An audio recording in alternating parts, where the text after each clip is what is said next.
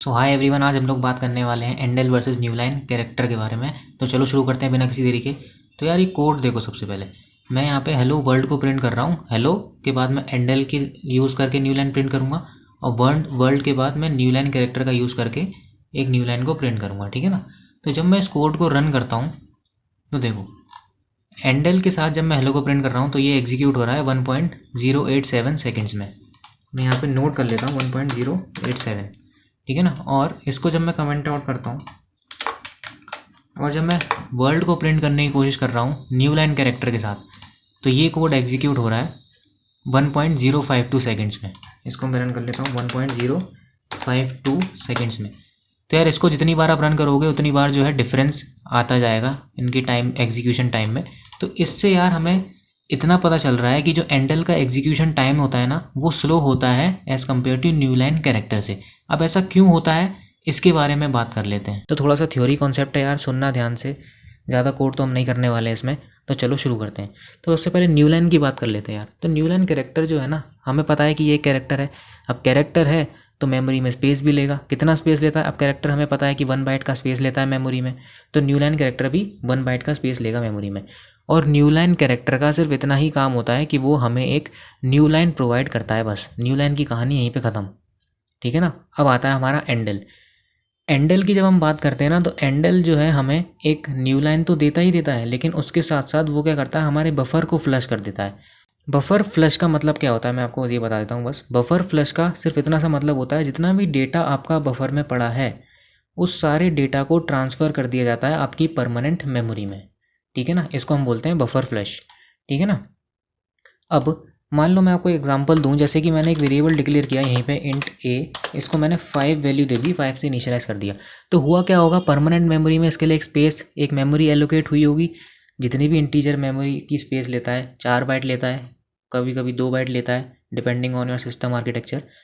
तो उतना स्पेस जो है मेमोरी में इसके लिए एलोकेट हो गया होगा, ठीक है ना। अब इस वेरिएबल का डेटा सबसे पहले परमानेंट मेमोरी में स्टोर होने से पहले, ठीक है ना, किसी भी वेरिएबल का डेटा परमानेंट मेमोरी में स्टोर होने से पहले एक मेमोरी होती है जिसको हम बोलते हैं टेम्परेरी मेमोरी, जिसका नाम होता है बफर। वहाँ पे स्टोर किया जाता है। वहाँ पे बफर मेमोरी में क्यों स्टोर किया जाता है? क्योंकि बफर मेमोरी से डेटा का जो एक्सेस होता है वो बहुत फास्ट होता है, ठीक है ना। अब मान लो आपने अपने कोड में कोई कैलकुलेशंस कर रखी हैं, अरिथमेटिक कैलकुलेशन, कैसी भी कैलकुलेशंस हैं, सारी कैलकुलेशंस कहाँ होती हैं? आपके सीपीयू में, प्रोसेसर में, है ना। तो जितनी जल्दी प्रोसेसर को डेटा मिलेगा उतनी ही जल्दी आपकी कैलकुलेशंस होंगी और उतना ही फास्ट आपका कोड जो है एग्जीक्यूट होगा। इसलिए कोई भी प्रोग्राम जब रन होता है तो उसका सबसे डेटा जो है परमानेंट मेमोरी में स्टोर करने से पहले एक टेम्परेरी मेमोरी, जिसको हम बफर बोलते हैं, वहाँ पे स्टोर किया जाता है। लेकिन जैसे जैसे आप एंडल का यूज़ करते जाते हैं ना, तो एंडल क्या करता है यार, आपको न्यू लाइन तो देता ही है, उसके साथ साथ आपकी इनपुट आउटपुट बफर, जो कि आपका बफर मेमोरी होती है, उसको फ्लश करता हुआ जाता है। जिससे कि होता क्या है, जितना भी डेटा आपका बफर में होता है उस सबको आपकी परमानेंट मेमोरी में ट्रांसफ़र कर दिया जाता है। और ये बात हमें पता है यार कि सीपीयू का जो डेटा का एक्सेस होता है परमानेंट मेमोरी से, वो थोड़ा सा कॉस्टली होता है। Costly in the sense time consuming होता है ना। परमानेंट मेमोरी से डेटा को एक्सेस करने में थोड़ा सा टाइम लगता है as compare to buffer. Buffer में डेटा का एक्सेस जो है वो फास्ट होता है काफ़ी। तो इस वजह से होता क्या है कि एंडल का जो एग्जीक्यूशन टाइम है वो बढ़ जाता है ना। इसलिए एंडल जो है वो स्लो होता है as compare to new line character. क्योंकि न्यू लाइन कैरेक्टर के केस में ऐसा तो कुछ होता ही नहीं है। न्यू लाइन का तो सिंपल सा काम होता है कि वो हमें एक न्यू लाइन देता है बस। लेकिन एंडल के केस में क्या होता है, एंडल तो भाई साहब हमारे न्यू लाइन भी देते हैं और बफर को भी फ्लश कर देते हैं, जिस वजह से बफर का जो डेटा होता है वो परमानेंट मेमोरी में चला जाता है, और परमानेंट मेमोरी से हमें पता है डेटा का एक्सेस स्लो होता है। इस वजह से एंडल का एग्जीक्यूशन टाइम जो है वो बढ़ जाता है।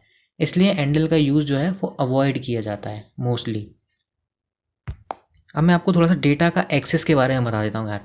सीपीयू का सबसे फास्ट एक्सेस जो होता है ना डेटा का, वो होता है रजिस्टर से। रजिस्टर हमारे सीपीयू का ही पार्ट होते हैं और रजिस्टर हमारे टेम्परेरी मेमोरी के लिए यूज़ किए जाते हैं। काफ़ी तरीके के रजिस्टर्स होते हैं, आप पढ़ सकते हैं। और तो सीपीयू का सबसे फास्ट एक्सेस होता है रजिस्टर से, उसके बाद आपके कैश मेमोरी से, फिर आपकी बफर मेमोरी से, then primary memory and then secondary memory. तो ये ऑर्डर होता है यार। सबसे पहले रजिस्टर, दूसरे आपके कैश मेमोरी, फिर आपकी बफर मेमोरी, फिर आपकी प्राइमरी मेमोरी, जिसको आप मेन मेमोरी भी बोलते हैं, रैम, और फिर लास्ट में आता है आपकी सेकेंडरी मेमोरी। सो यार एंडल का यूज़ करना है नहीं करना है ये आपके ऊपर है। आपको बस इनके बीच का बेसिक डिफरेंस पता होना चाहिए, जो मैंने आपको बता दिया, ठीक है ना। तो इन दोनों की कहानी यहीं ख़त्म होती है यार। आई होप आपको ये वीडियो अच्छा लगा होगा।